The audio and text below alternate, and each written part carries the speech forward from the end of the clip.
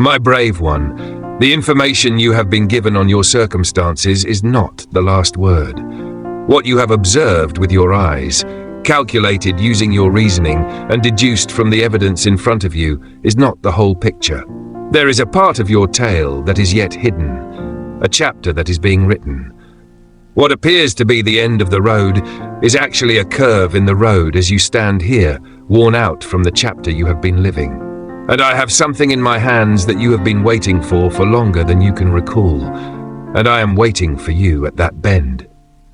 I'm not delaying the miracle you've been requesting because I forgot. I changed my mind, therefore it hasn't been postponed.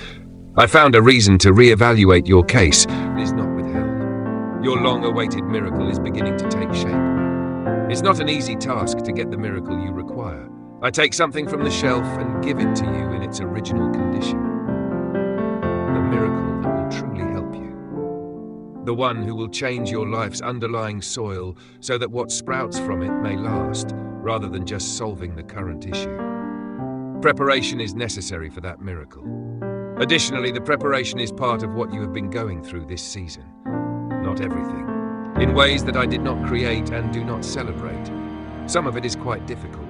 However, a portion of it has involved preparing you to get what you requested without breaking you or turning into something that will eventually hurt you. I am aware that hearing that is difficult. You would rather that I just fast fix it right now. Of course, in a manner that dispels all uncertainty and necessitates no more waiting. I am aware of that preference. I respect the wariness that went into that. It has been difficult to wait. You have actually lost something as a result of your persistent optimism in the absence of concrete proof.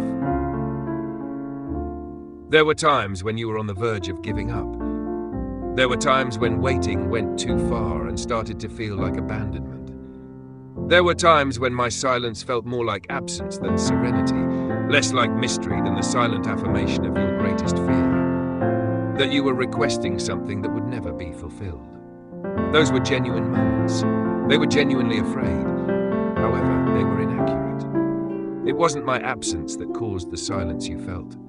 It was my presence in a form you were not yet able to identify. When you are inside the serenity that transcends comprehension, you may not always recognize it as such. Sometimes it seems like you're just getting by each day when you didn't need to. Sometimes it seems like you wake up with the ability to hope, even if you were positive that hope had vanished the day before. Sometimes it appears as a tiny, obstinate part of you that won't let you make a long-term choice on what is essentially a transient circumstance. I am that thing. You are not a stubborn person. I'm holding your life in my hands. When I look at your circumstance, let me tell you what I observe. Not what you observe, what I observe. Because there are two whole different landscapes visible from where I am standing and where you are standing. The obvious signs of trouble are all around you as you stand on the ground. The unresolved issues, unfulfilled promises, and the distance between your current situation and your ideal state. That gap appears vast from the ground. The barriers between here and there appear impassable from the ground. Everything in the way obscures the route ahead from the ground. The ground-level view makes sense to me. I don't brush it off. However, I want you to know that from my position, which is above and outside of time in a way that your mind cannot fully fathom, my view is not the ground-level vision. I can see your story's entire arc. I can see where you began. I witness every turn, detour, valley, near miss, and silent miracle has led you to this precise moment. I can see what's right in front of you. I see the impending breakthrough, even though you can't see it now. I see the solution, which seems closer than it actually is. I can see the change that is going to occur, which will make you reflect on this very moment when it happens. This was a time of excruciating waiting and uncertain hope, and I can now clearly see why things turned out this way instead of another. You won't simply be happy it arrived. You'll be appreciative of how it happened. The coming response is more than just a response. It is a repositioning, a calculated change in the circumstances of your life that will allow you to take advantage of opportunities that are not now open to you. It is simple to stand in front of a door that has been closed to you, knock and push, wondering why it won't open. However, There are moments when I have another entrance in mind, one that is hidden from your view, one that necessitates taking a few steps in a path that doesn't appear to be the direction of the solution. You are not being sent away by me. I'm pointing you in the direction of something better than what you've been aiming for. Additionally, I need you to have faith that the rerouting is not a sign of rejection. There is a distinction between a prayer that I am not responding to and one that I am responding to in a different way than what you requested. The silence has been the second, but you have been misinterpreting it as the first. The response to your query has been developing. The provision you have been in need of has been building up. The mending you've been longing for has been occurring at a level underneath your senses. I'm not doing nothing. I'm not a slow person. I'm not apathetic. In the fullest sense of those phrases, I am at work, actively, purposefully, and expertly handling your circumstances in a way that will provide outcomes beyond your wildest dreams. Because your past experiences, life's precedents, and the patterns of what you have witnessed and what you have not witnessed have all influenced your imagination. Therefore, when you visualize the answer to your prayers, you visualize something that falls within the realm of what you are familiar with, something that is comparable to what you have seen in the past. However, I'm not working within those parameters. Your past experiences do not limit me. I am not restricted to making changes to what has already occurred. I am capable of doing what has never been done. What has never been opened can be opened by me. I have the power to bring about things that have never happened before. I am currently carrying out that task on your behalf. Since many people approach a threshold at this point, I want to talk to you about what it means to hold on when it's the hardest thing to do. A certain invisible line is crossed by the waiting, and the clinging starts to feel more like self-deception than faith, more like naivete than trust, and more like stubbornness than optimism. And a lot of folks decide at that point. Not every choice is made publicly. It is sometimes a silent internal choice. A gradual detachment of the heart's energy from the desired outcome. A slow transition to realizing that the fantasy would never come true. A protective resignation that takes hold and becomes so strong that they are no longer even sure they desire the thing because it has cost them so much. I am requesting that you refrain from making that silent choice at this now, regardless of the threshold you are at, not because there is no price for hope. I am aware that it does. However, you are getting closer to the solution than you can see from your current position. And you will be choosing to leave the very edge of what you have been believing in if you back off now and let the protective resignation cement. And that's not what I want for you. There is a genuine cost to holding on to optimism. However, the price of halting right before the solution is equal to the price of the solution itself. And I won't stand by and watch you incur that expense without saying something. Hold on.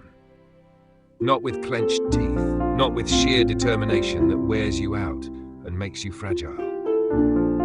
Lean into me and hold on, by allowing me to bear the burden of hope that you are no longer able to bear due to exhaustion. I respond to the simple, honest, vulnerable prayer right away, because it takes the self-reliance out of the equation and places me at the center of it, which is where I do my best work. When I am at the center of it, holding on is no longer something you are doing alone. It does this by bringing the weariness to me directly and saying, I cannot sustain this on my own anymore, but I am not willing to give up. I'm holding you as you hang on. That completely alters the costs and sustainability of holding on. When my strength is added to yours, what would break under the weight of your own strength does not break. When anything that doesn't tire sustains the duration, something that would collapse during the length of an effort you are maintaining alone does not collapse. I need to address a particular concern since it has been hiding beneath everything else all season, supporting all of your other uncertainties. The worry that individuals like you won't get what you're hoping for. The terror that comes from hearing other people's testimonies. The tale of the eventual breakthrough. A separate kind of people can relate to the narrative of the prayer that was answered and the impossible event that became possible. A more deserving person, a more spiritual person, a person who did not make the mistakes you made, did not spend the years you wasted, did not bear the failures you carry. The worry that the kindness you witness in other people's life is available to them and not to you particularly. And that there is something about your unique circumstances, background, or personality that makes you outside the scope of what I am willing to accomplish. That dread is a serious issue. They frequently seem to be more alike. The same distance between where you are and where you should be, the same weight and the same questions. However, the last several pages are different. The conditions are different, even if the difference is not yet apparent. The underlying work that has been ongoing throughout the entire chapter is almost finished. The individuals, situations, and internal adjustments that had to be made before the new chapter could begin are taking their places. The closing of the space between now and the turn is what you are going through right now, and it feels so much like everything that has come before them. The turn is genuine. Join me. Take a step toward the future. Bring all the energy this season has given you. And let's write the next section of the story together, fully aware of the price of the earlier chapters and eagerly anticipating what will be included in the upcoming chapters. The best part of your tale is yet to come. I'm positive of it, and I'll be there for every word. Amen. Share this message with someone who is still waiting, holding on, or believing if it came to you at a time when you most needed it. Your act of sharing may be what keeps them going today. To ensure that you never miss what God has planned to say about your life, subscribe and enable notifications. If you want to believe again, type Amen in the comments. You're not by yourself. The entire community is behind you.